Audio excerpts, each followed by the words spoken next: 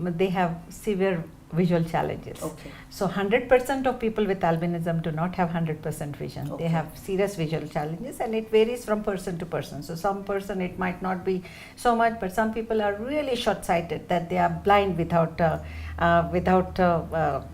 glasses. So yeah. the world was focusing all these years on the skin of a person with albinism. You know, the real disability, the real morbidity, the real challenge is with the eyes.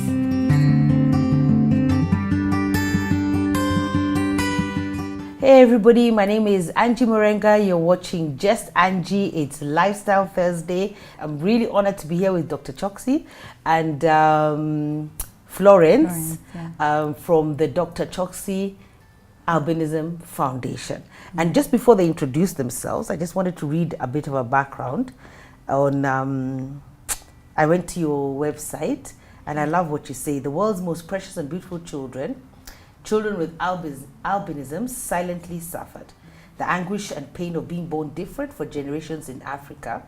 The world stigmatized them and society discriminated against them, and many were considered as a curse to the families. Others were slaughtered by witchcraft practitioners in a misplaced belief that their bones and body parts have magical powers. That's really sad. But first, Dr. Choksi, tell us who you are, and then Florence can introduce herself, then we can have a conversation. I'm Dr. Prabha Choksi. I'm an ophthalmologist. Ophthalmologists are eye specialists who become doctors first, then specialize in treating the disease of the eyes. Okay. I passed my post-graduation in ophthalmology in 1977, so I'm an eye specialist for 42 years now. Wow. And prior to coming to Kenya, I came to Kenya in 1987. Okay. I was a professor and head of Department of Ophthalmology at Grant Medical College and JJ Group of Hospitals in India, which is one of the very ancient hospitals of India. Yes. I grew up in a very small town called Aurangabad in India, and here I stayed in a totally Muslim locality. Okay. I'm a Hindu. I went to a convent school. Really? And from my childhood, I realized that the bonds that bind people from different religions are much stronger than those that divide them on religious grounds. So for me, I practice the religion of humanity. And that's how, and I believe the language of love, blind can see and deaf can hear. And that's how it has been. And my parents have been very instrumental in leading me to my purpose of life, because I consider helping the children with albinism as the purpose of my life now. So my father, actually, I learned philanthropy from him. He was a doctor. And even as a young child, you know, we grew up at a time when there were no phones, no TV, nothing. No so we just observing our parents, you know, they are our greatest teachers actually. So I observed my parents, and then I learned philanthropy from my father, because I saw him reaching out to orphan girls in Aurangabad, bringing them home, and, you know, treating poor people for free. All this I saw. And from my mother, she was a very, very spiritual person, you know, because she herself was an orphan. So and she got married when she was just 19 years old. By the time she was 26, she had all three of us. I have an elder sister and a younger brother. So I learned spirituality from her. Her faith in God was absolutely unshatterable, and compassion, and, you know, feeling of benevolence towards people, because she was like a mother to the whole community around. So, you know, when you grow up watching these things from your parents, I think somewhere you learn a lot. So when I came to Kenya, I was actually lecturer at University of Nairobi. So most of the eye specialists who graduated from here are my students, and the other people, the doctors also, between 87 to 98. They've all been my students. So now they are 20 years experienced people. And then, of course, in private practice since 2002. Wow. So Florence, tell us who you are. Oh, I'm Florence Mithika. Yeah, so professionally I'm a teacher, as I said earlier. Yes. And I graduated in September 2016. That's when, it's a long story, I met her. Well, we had met 10 years ago, but now we met again after my graduation, and I decided to help her for 1 year. It's now almost 4 years. I've been working as a program manager for the foundation. Oh, awesome. So these are your children, Dr. Choksi. I love how you call them your children, and I love that so much. I mean, in just your introduction, I have learned a lot. Just the introduction would have been enough for us to learn. But I'm so glad that that this was modeled by your parents. I love that you have the religion of humanity, that you love everyone. I don't know how you got to the convent school, but anyway, that's a story for another day.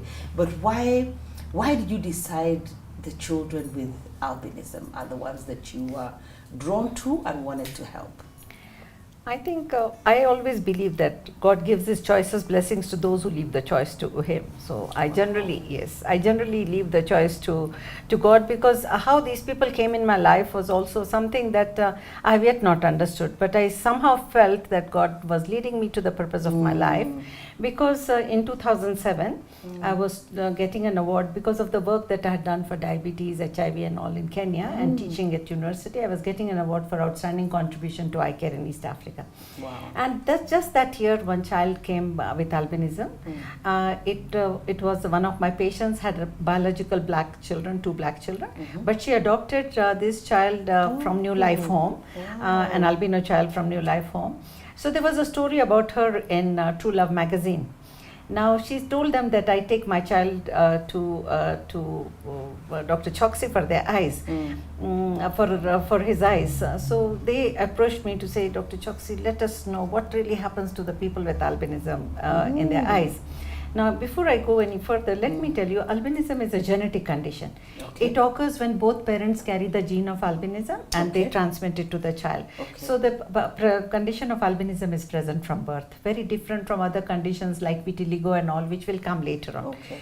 What differentiates people with albinism from the other other white people, white race, is their eyes, because they don't have the pigment melanin in the skin, hair and the eyes. Okay. And because in the skin, hair and the eyes. Yeah. Now, because they don't have melanin pigment in their eyes, they have severe visual challenges. Okay. So 100% of people with albinism do not have 100% vision. Okay. They have serious visual challenges, and it varies from person to person. So some person it might not be so much, but some people are really short-sighted, that they are blind without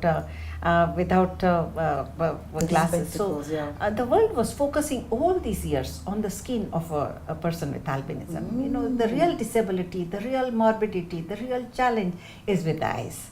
So as an eye specialist, so that time it was when the patient brought the child, I just told her, let the child grow up, we'll see. It was only a 2.5-year-old child. But when True Love magazine approached me to write something about her, and that's the time I started doing research, you know, what really happens. Because during my career of that time, maybe I was an eye specialist for maybe 30 years. During that career, maybe I could have seen only 3 or 4 people with albinism. And I had not really taken so seriously interest into what it was. So when I was reading, then I thought maybe, you know, I should actually take my first 10 cases to see present at the conference where I was getting this award. This award. And again there, you know, when we went for the photo shoot of this True Love magazine, I saw one girl called Sike Nambura, you know, and that time also, looking back, I now actually feel how God was slowly leading me to that, because she's sitting there in a white dress. I actually saw, I felt I saw an angel that time.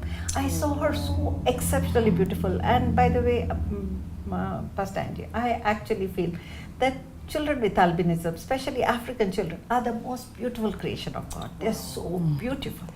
And I really don't understand why the world does not see the beauty, the intelligence, the extreme, what shall I say, the compassion in their heart. They're such beautiful souls. They're such beautiful souls.